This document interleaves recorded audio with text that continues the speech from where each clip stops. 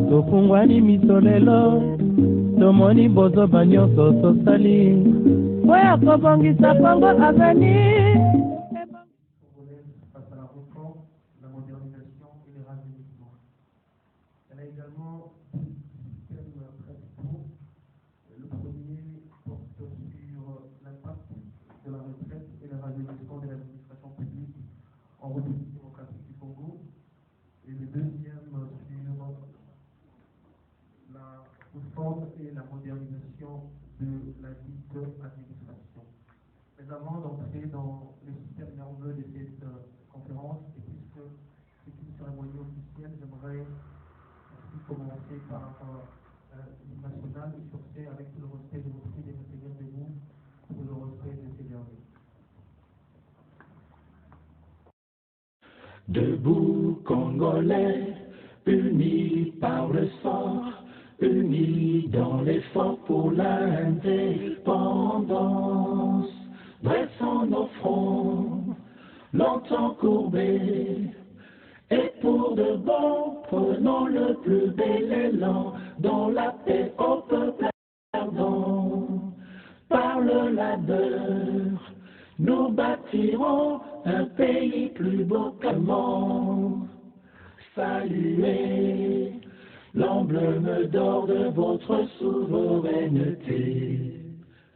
Dont des 30 juin, jour sacré, sois le témoin, jour sacré de l'immortel serment de liberté que nous léguons à notre postérité pour toujours. L'administration publique en RDC nous sera disséqué par M. Hilaire Otoza Métélico, le directeur chef de service recrutement et promotion au ministère de la fonction publique, des buts de mise en œuvre de la réforme et de l'administration publique. Alors, il sera là d'un moment à l'autre. Le deuxième devis nous sera explicité par M. Kanda Mupaya, qui est l'actuel conseiller juridique du Conseil de tâches de la représentation des étudiants du Congo. Ce sera donc autour de cet élément que nous allons faire asseoir notre conférence. Mais pourquoi est-ce que nous parlons de l'administration publique aujourd'hui? Comme vous le savez, notre pays, la République démocratique du Congo, fait face à d'énormes difficultés qui ne permettent justement pas au gouvernement de pouvoir assurer certains services qui profitent largement aux citoyens. Il y a plusieurs mots, il y a plusieurs gangrènes qui rongent cette administration. Je dirais même qu'il la tire vers le bas. On en parle beaucoup, en l'occurrence, il y a la désorganisation, l'efficacité, le trafic de matricules, la corruption, le développement du personnel, et c'est là qu'intervient même la plupart de nos choses. Alors avant de nous faire appel au premier intervenant, j'aimerais inviter ici le président Dani Mawaba, qui est le président de la jeunesse éveillée et consciencieuse, pour le mot des circonstances en guise d'ouverture de cette conférence. Sous vos ovations, Monsieur Dani Mawaba.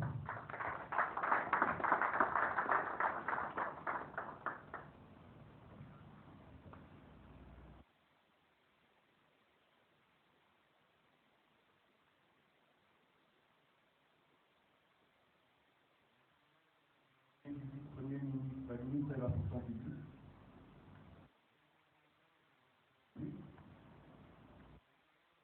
Et directeur de la tête, monsieur le chef d'administration de la DGPEL,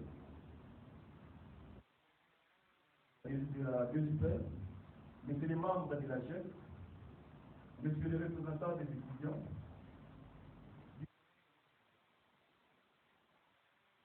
je vais m'adresser à vous ce matin pour vous souhaiter très cordialement la bienvenue à l'occasion de notre énième conférence, dont les termes est porté sur l'administration publique congolaise face à la modernisation, la réforme et les rajeunissements. Cette thématique qui tient à cœur la GEC, sur lequel on travaille beaucoup et on réfléchit. L'administration publique demeure un instrument par excellence dans l'État secteur pour accomplir et réaliser sa mission d'intérêt général.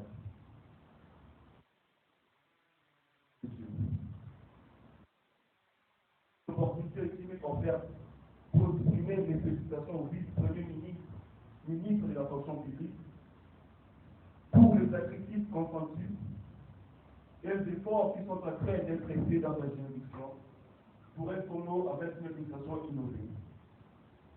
Mesdames et messieurs, distingués invités, votre présence ici est un témoignage éloquent de l'intérêt que vous portez à la République, au devenir de la nation, qui revendique un État moderne porté par une administration publique ouverte, compétente, dynamique, déconcentrée, décentralisée et une fonction publique au service du citoyen. Or, distingués, il me reste plus à renouveler à tous et à tous l'expression de notre cordial bienvenue et souhaiter persister à notre symposium. Merci, Monsieur le Président.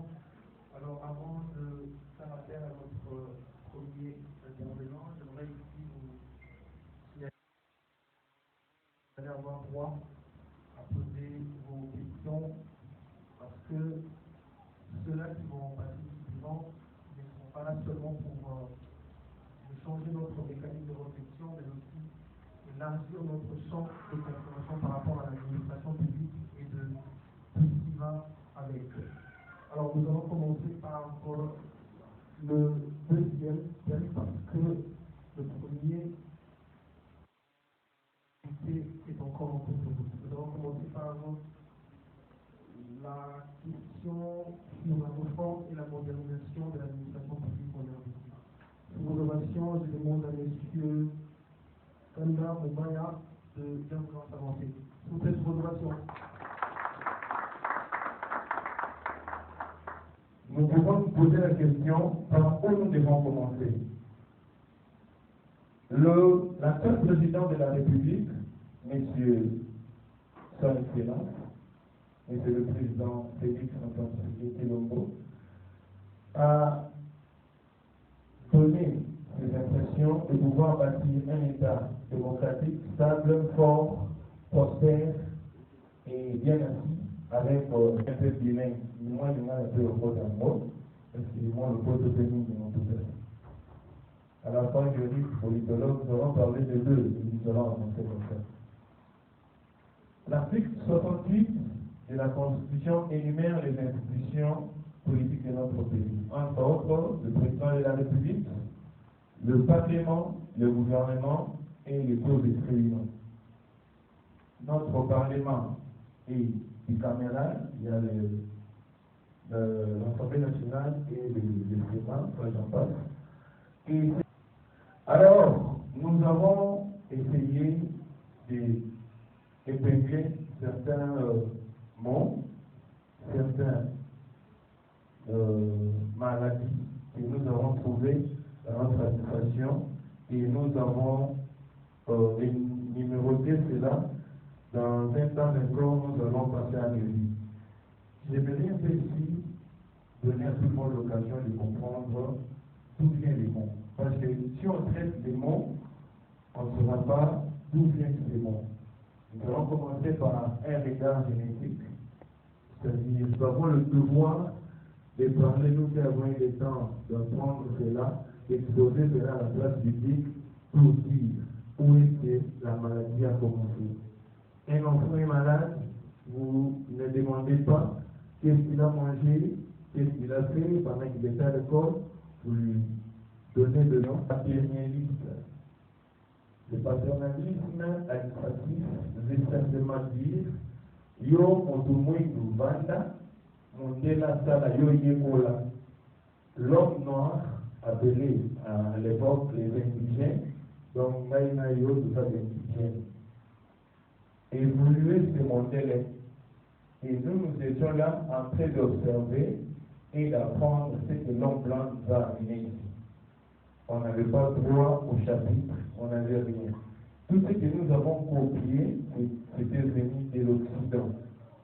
Et nous étions interdits, frappés d'interdiction formelle, même d'accéder à la commune de la Gombe, la commune dite désévoluée. Papa n'a biso à Kota Gombe. Ça, vous devez le savoir. Ça peut faire mal, mais c'est une vérité absolue. Sans adapter à nos propres réalités. Mimétisme veut dire on copie une administration, une image d'une administration, sans pour autant le contextualiser, le tropicaliser à nos propres valeurs, sans pour autant tenir compte de nos réalités. On avait quelqu'un qui pouvait siéger avec le pape à l'époque. C'était un Congolais, mais le roi Simankoufou, pour être rebaptisé Alfonso Ier, a tout vendu à l'homme blanc. Et voilà, le mimétisme s'est répandu. Nous avons copié le modèle de l'homme blanc. Alors, pour approfondir, nous allons prendre ce que c'est la réforme administrative. Parce qu'on ne peut pas traiter le sujet sans pour autant procéder. Bonjour, les lois de la réforme administrative pour une réforme administrative. Nous attendons par la réforme administrative un changement réfléchi, conscient et tangentiel. Lisez mes gestes, lisez mon regard. Quand je dis tangentiel, je fais ça. C'est-à-dire, la réforme administrative est tangentielle. Ce qui est tangentiel a toujours tendance à monter, a toujours tendance à performer, a toujours tendance à accroître ses performances. Ça, une réforme administrative. Et cela est introduit dans un système par le monnayage. Cela ne peut pas avoir la rétrocommission, le service de l'administration. Je ne rentre pas le modèle des MP, je le dirai peut-être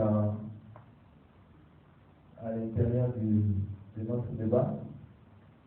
Pour être actif au sein de l'administration publique, il faut commencer d'abord à bien danser. Ouais, quand vous dansez bien, mon bout est content, là vous êtes premier au niveau de l'administration publique. Et ça, dans un état refusé sérieux, était inadmissible. Mais ici, nous l'avons vu. Quelqu'un qui vient fraîchement du Bandana, des Mouchman, mais comme il chantait bien, les gens les lots, mon conduit. Demain, il est directeur de l'administration publique.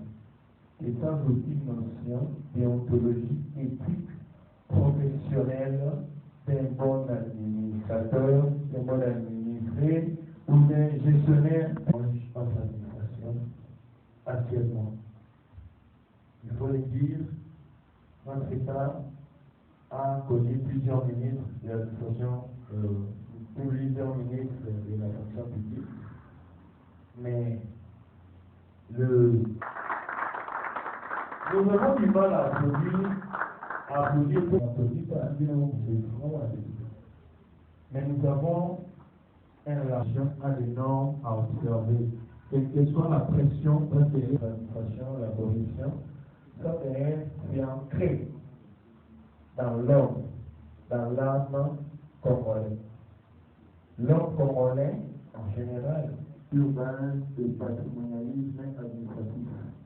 Patrimonialisme, c'est cette capacité qu'a devrait avoir un peuple, une population, une nation, un État, et définir ses propres orientations. Mon champ de compréhension a été largement éclairé.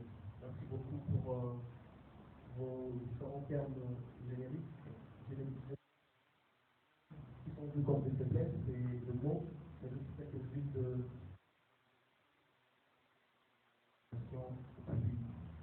également merci pour les platitudes, je pense qu'on va sans doute s'en procurer.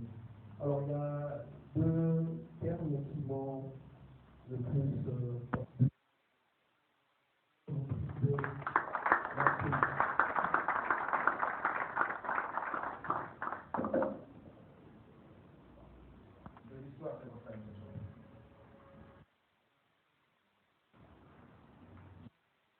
La journée, on a eu le temps de prendre une minute de silence pour pouvoir honorer ces héros. Notre seul président, il fut le nôtre. Il a eu à diriger ce pays. Si ça a été fait en main, si ça n'a pas été fait, j'exhorte l'assistance de prendre des minutes debout, prendre des minutes de silence en mémoire de notre président 2023.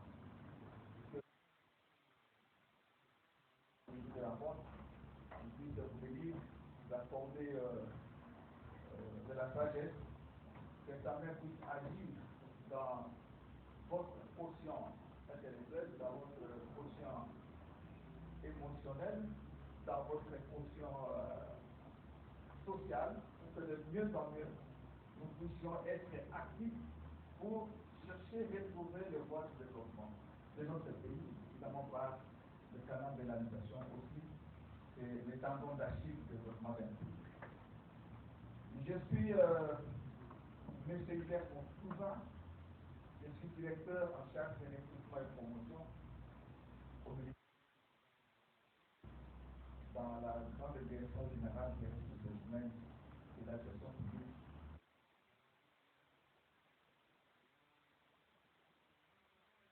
Et sur vous, pour parler de l'assainissement.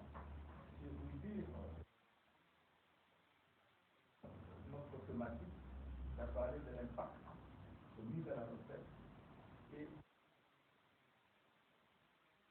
parce que l'invitation nous a été parvenue en tout cas de manière assez on nous a assez élevé au regard de tout ce qu'on pouvait avoir comme activité. Imaginez-vous dans les fonctions que nous avons été là-bas, on a fait ce qu'il fallait faire pour aujourd'hui. Et merci, nous avons pris la route. On vous rejoint maintenant pour conclure les choses. Je vous remercie pour votre invitation. L'impact de la mise à la retraite et du rajeunissement de l'administration publique. Quand on parle de l'administration publique, nous sommes, comme je viens de le dire, nous sommes de l'administration publique, de la fonction publique. Lorsque je parle de la fonction publique, il faudrait la nuancer un peu avec l'administration publique. Mais avant d'y arriver, je voudrais remercier mon prédécesseur, l'orateur qui est parti dans la suite, de manière assez plus détaillée, c'est nous que nous y sommes. Et nous avons évolué dans cette administration. Croyez-moi qu'aujourd'hui, nous avons accumulé l'expérience qu'il faut, qui est aussi nécessaire à partager avec la jeunesse curieuse que vous naître, de choisir le chemin les bons pour pouvoir aussi émerger au sein de cette administration. Hier, c'était pratiquement la tombe lorsque vous êtes engagé dans l'organisation, c'était le désespoir total de la vie. Par contre, aujourd'hui, ce n'est plus le cas. Donc, lorsque moi je vais parler de l'administration publique, c'est un concept général. L'administration publique renferme l'ensemble de tous les portefeuilles des remplacements d'une commission. À l'époque, permettez-moi de remarquer cette politique historique.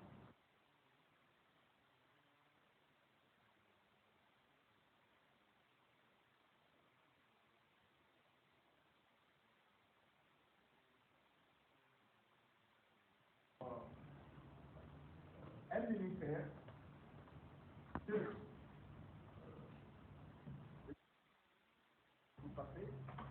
ce ministère est fini en commission, une grande commission pour gérer l'administration publique. Alors, pour aller plus vite, en 1980, par cette ordonnance, on a maintenant restauré la dimension du fait, la dimension d'agir du ministère de la fonction publique au sein de l'administration en tant que ministère. C'est la COPAP. Vous avez l'occasion de lire ça en passant, parce que vous venez à l'étude, vous êtes une jeunesse intellectuelle. COPAP, ça signifie tout simplement Commission permanente de la. Mais depuis 1980, avec l'ordonnance que je venais d'épingler, portefeuille comme ministère. Et donc, le ministère de la fonction publique a deux grandes missions. Elle a comme mission principale d'organiser le service de l'État.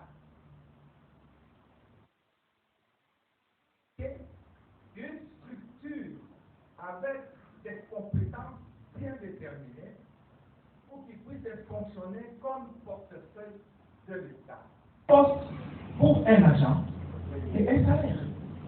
Alors, quand le super warrior accomplit ces histoires, que dans les fichiers paye, il existe des fantômes, il existe des cumulards, il existe des sommes colossales dans l'enveloppe des rémunérations qui s'envolaient dans la nature.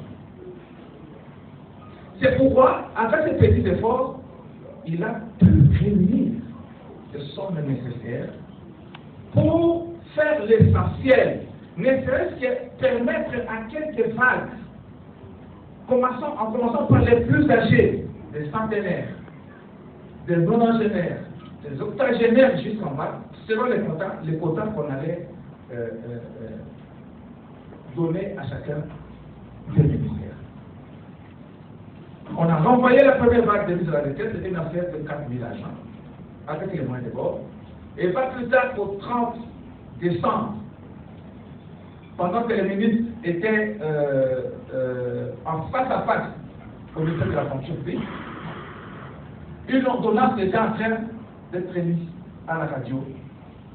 Une ordonnance est mise à la radio de 6 000 personnes en plus. Donc ça faisait 10 000 personnes pour ça. Avec les moyens de bord, avec l'organisation, avec le savoir-faire de ce super warrior, on a pu envoyer 10 000 personnes à la radio. Jusqu'à la sélection que les 2 premières vagues, je vous informe qu'il y a la suite, la 3e, la 4e et la 5e vague. Il tient à ça. Ça signifie quoi? Lorsqu'il y a des départs massifs à la retraite, c'est l'espoir qui est créé pour vous, la jeunesse ici. Pourquoi je le dis? Parce que autant de gens mis à la retraite, c'est automatiquement autant de postes qui sont dégagés de l'administration publique. C'est des informations qu'il faut donner à cette jeunesse. Vous devez le savoir. Quand il y a des mises à la retraite, croyez-moi que là, c'est vraiment quelque part une brindille de l'espoir qui est crédible pour vous aussi, parce que c'est de votre droit aussi de travailler dans l'administration publique. J'espère que je me fais comprendre. Alors, parce que j'ai parlé de cadre organique, il existe 400 postes, par exemple, au ministère de la fonction publique. On envoie à la retraite 100 personnes, ça signifie qu'il y a 100 postes qui sont libérés au ministère de la fonction publique. On comprend ça? Alors, comment va-t-on en arriver au rajeunissement? Les vieux qui sont partis, il y a le recrutement qui s'opère en externe, c'est-à-dire par voie des concours. On va organiser des concours. Pour recruter les citoyens congolais qui s'intéressent à l'administration publique, il y aura des concours qui seront organisés. Il y aura des recrutements en externe, mais il y aura aussi des recrutements en interne. Qu'est-ce que moi j'appelle par recrutement en interne?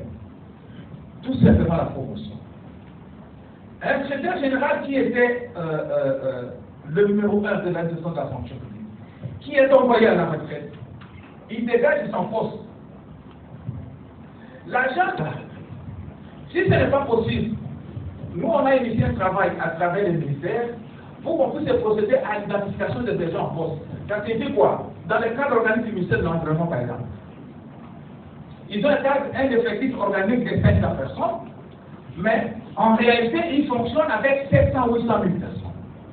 Ça signifie qu'il y a un besoin en poste. Alors, le PPN, en son temps, avait initié une activité autour de la conférence des cadres organiques pour qu'on puisse fixer, de définir les cadres organiques de tous les ministères, parce qu'en fait, nous avons la jeunesse qui chauffe. Le budget, c'est le budget de l'État. Le patrimoine de l'État appartient à tout le monde. Et donc, il faut initier une conférence comme ça pour que dans chaque ministère, on redéfinisse les cadres organiques. On augmente le nombre de postes. Ceux qui travaillent là-bas, ils ne sont pas plus congolais que ceux qui cherchent le boulot. Ils ont tous le même mérite en tant que congolais. La loi dit que chaque congolais a droit au travail. Donc, il faut que les gens, tant que ces cadres organiques ne sont pas encore revus, il faut que les gens aillent à la retraite pour que les postes organiques soient dégagés.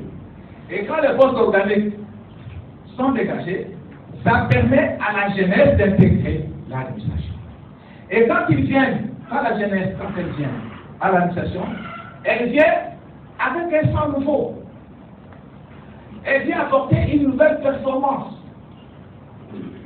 Elle vient avec peut-être dans le bon sens, comme l'avait si bien dit mon prédécesseur, qu'il est là non de Zakamabé, qu'il est là Yamazel à Moussara, parce que tous ces vieux-là sont fatigués.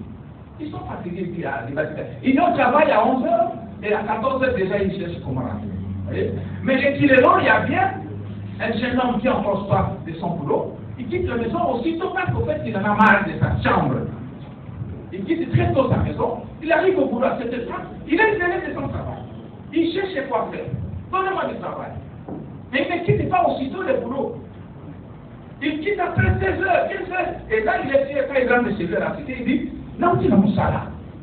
Vous voyez? C'est un apport positif. Donc nous avons besoin qu'il y ait autant de vagues de mise de la retraite pour permettre à toute la jeunesse ici de pouvoir intégrer l'administration publique. Et ça, c'est une bonne nouvelle que moi je suis en train d'apporter à cette jeunesse. Il faut qu'il y ait la mise de la retraite. Sinon, la jeunesse n'aura pas l'occasion de pouvoir intégrer l'administration publique. Donc, j'ai parlé en résumé des missions de la fonction publique. Pour ceux qui écrivent, il y a deux missions principales au ministère de la fonction publique: organiser les services et gérer la carrière des agents des services publics de l'État. Alors, j'avais stigmatisé le faible rendement de l'administration publique hier. On a décrié le vieillissement avec les défis à relever, série de rajeunissement, apporter des soins nouveaux, les rajeunissements par les recrutements et en externe, le recrutement et en interne, évidemment en tenant compte de l'approche genre, avec des quotas bien déterminés, pour encourager nos dames à travailler aussi au sein de l'administration publique. Parce que très souvent, nos dames aussi, à un moment donné, lorsque avec le projet PAP, on a fait des missions comme ça avec le projet PAP en province, il y avait des avis d'appel à candidature pour que les jeunes dames, les jeunes messieurs, la jeunesse en général, viennent étudier à l'ENA.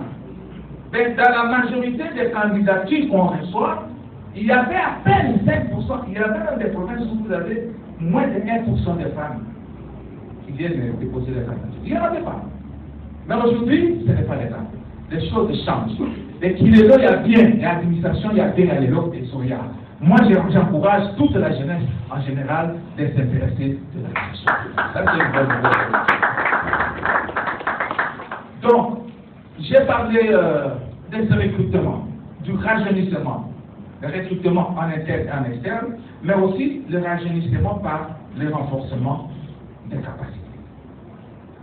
J'ai parlé de la mise à la retraite comme préalable pour procéder au rajeunissement par le recrutement. Évidemment, l'approche genre devrait être émise. Voilà un peu, de manière ramassée, les quelques principes de base en ce qui concerne l'impact de la mise à la retraite vers le rajeunissement de l'administration publique. Je crois que j'ai été en petits mots suffisamment clair, en tout cas pour ceux qui pouvaient être capables de me suivre. J'avais promis que j'allais parler avec mon cœur. Parce que ça, c'est la réalité que moi, j'ai vécue. Hier, nous, on se disait, bon, on vient de terminer les études, à tout moment, nous avons notre porte ouverte. Demandez l'audience, on va vous amener chez moi, on va échanger avec beaucoup de détails possibles. Je crois que c'était clair. Je remercie chacun de vous pour la question suivante.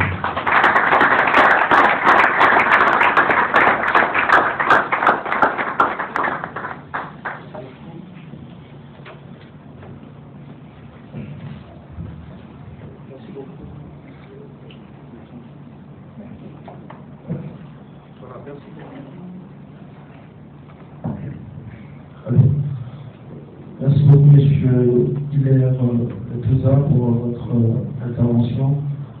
J'aimerais ici vous dire merci d'avoir accepté de chambrer l'inquiétude de votre programme pour pouvoir répondre à notre invitation au nom de toute l'équipe de la GEC. Je vous en remercie.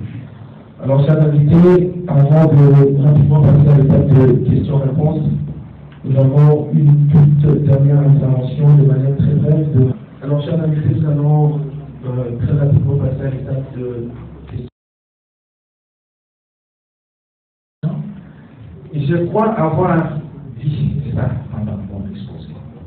Quand j'ai plébiscité le leadership de bonne gouvernance de ce super warrior à la destinée de la vice-primature du ministère de la Fonction publique, j'avais cité Jean-Pierre Yao. C'est un sursaut, un meilleur sursaut du vouloir de la part de ce super warrior, Jean-Pierre Yao, parce qu'à son avènement, il a constaté ça pour lui. Pour lui, il ne veut plus entendre du concept qui règne dans l'administration publique, les NP, c'est-à-dire les non payés. Non, il ne veut plus entendre ça.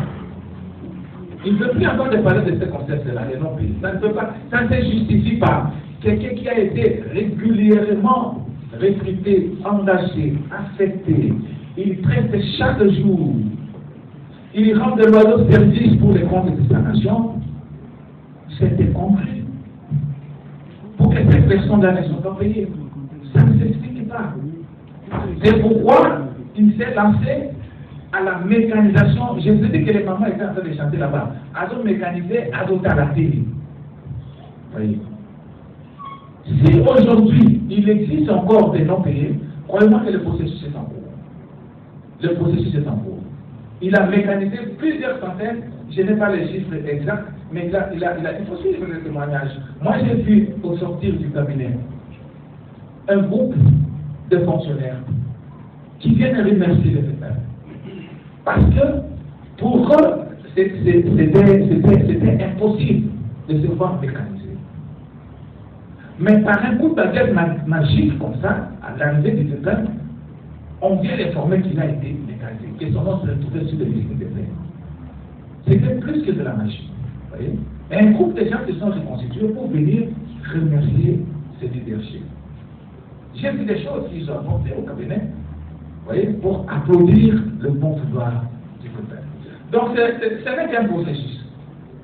Que ce soit au niveau de l'administration centrale, que ce soit au niveau des administrations provinciales. Chaque fois quand ils se déplacent, même en province, ils organisent dans les cas de, je vous ai dit, de phare, on appelait ça phare. Voyez. Il échange directement avec les fonctionnaires de l'État pour ramasser à la source les préoccupations des agents. Et en tout cas, à 70%, les préoccupations des agents vont dans le sens de la non-mécanisation. Dans les jargons, dans la nomenclature de l'administration publique, lorsqu'on parle de mécanisation, c'est-à-dire activer le salaire d'un agent de l'État.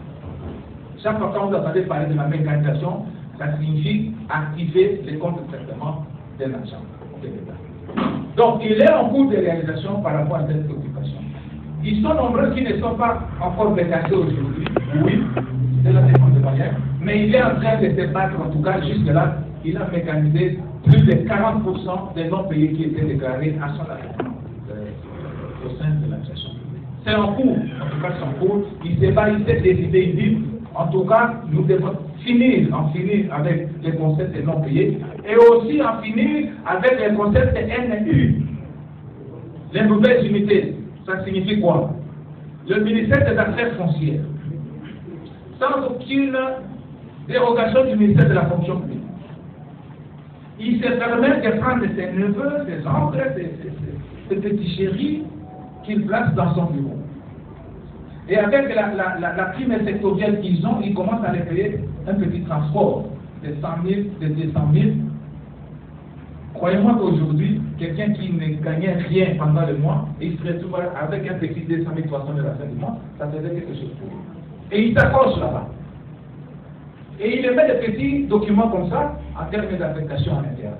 Au bout de 2, 3, 4, 5 ans, il se dit non, mais c'est des fonctionnaires, ils sont nouvelles unités, ils n'ont pas encore de numéro matricule, et vous des fonctions publiques, allez régulariser. Vous devez les régulariser. Et les syndicats vont contribuer également, et ils se saisissent de la question. Régularisation, fonction publique, Tambour-Bata. Régulariser, alors que ces mouvements-là n'est pas partie de la dévocation des titres de la culture. Tous ces recrutements, ils les organisent en dehors des cadres organiques. Ils ne tiennent pas compte des cadres organiques. C'est pourquoi aujourd'hui, la conséquence, c'est ça. Beaucoup ne sont pas mécanisés. Vous voyez? C'est des recrutements volontaristes vers les sectoriels, mais avec sa bonne volonté, il tient vraiment avec l'aide de tout le monde. Cette fois-là, avec les NFI qui existent, ce ne sont pas des volontaires. Ce sont nos fils et filles. Ils ont fait leurs études.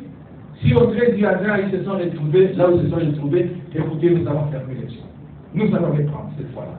Pour qu'on en finisse avec les phénomènes non payés, avec les phénomènes NFI. Ça, c'est vraiment la volonté du vice-premier ministre de la fonction publique, j'ai cité Jean-Pierre Rial.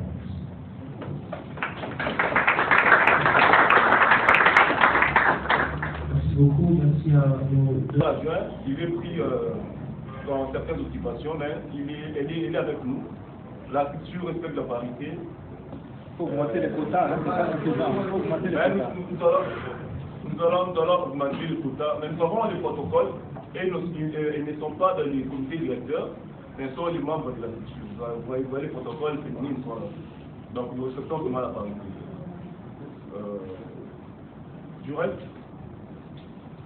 je voudrais appeler M.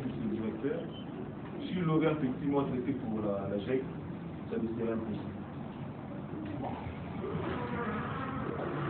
Bon, une seconde fois pour l'occasion de la parole que vous accordez en termes de derniers mots. Moi, je suis plus administratif, hein, mon fils. Et je ne suis pas vraiment habitué à me livrer à des déclarations un peu plus politiques. Moi, je suis expert de l'administration publique. Je préfère plus rester dans des théories administratives. Fournir une matière relative à l'expertise administrative que des déclarations qui peuvent facilement nous glisser sur le terrain politique. Je n'en ai pas l'habitude, mais moi je vous encourage. Je vous encourage. D'ailleurs, vous-même, vous l'avez bien dit, que la jeunesse ne peut pas voir que le politique pour gagner, pour réussir la vie. Non. Aujourd'hui, l'administration, c'est aussi une opportunité très favorable pour la jeunesse d'aujourd'hui de se retrouver dans leur vie.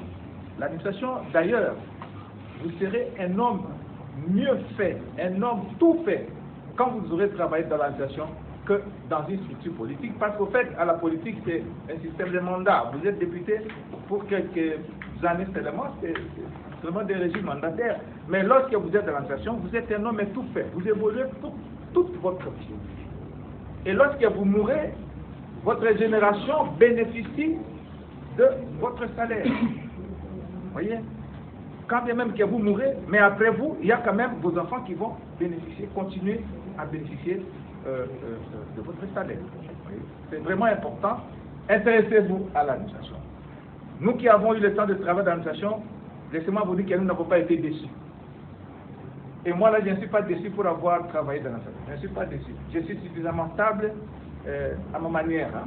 Donc, je ne suis pas flatté à envier un politicien, non. Moi, je n'ai pas besoin de m'acheter, de me taper des avions. Non. Le train de vie que j'ai aujourd'hui suffit pour moi. Lorsque je suis capable d'avoir à manger et quoi me revêtir, ça me suffit, non? Hein? Moi, je vous encourage, ayez le goût de travailler dans l'administration. C'est le seul conseil pratique que moi je peux vous donner. Dans l'avenir, si vous avez encore plus de curiosité pour en savoir plus, en ce qui concerne l'administration, mais ne nous donnez pas l'occasion de glisser, hein, de nous peindre en couleur politique. Là, nous allons vite disparaître. Dans vos familles. Nous allons commencer par la séance de photo-famille. Et logiquement, nous allons commencer par nos deux intervenants, les présidents ainsi que le membre de la DGP. Et ensuite suivra le protocole, le membre de les classes de la GEC. Je vous remercie. Tout en vie.